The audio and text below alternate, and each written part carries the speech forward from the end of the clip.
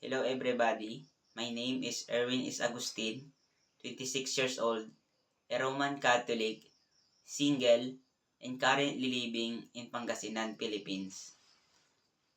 I graduated Bachelor in Industrial Technology, major in Electrical, in Pangasinan State University.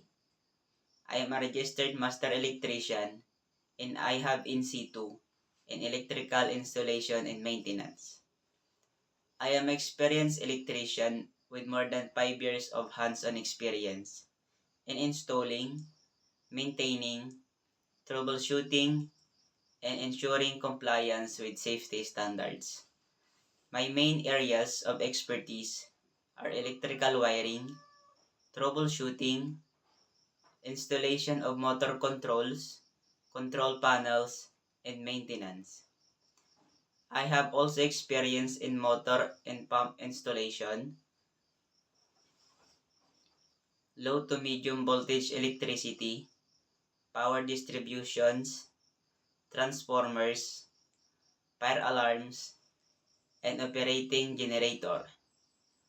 I have also knowledge in basic Microsoft Word and Excel. And now, I'm currently working in Bye Bye Aqua Venture Corp as an electrician and also a home service electrician. Thank you.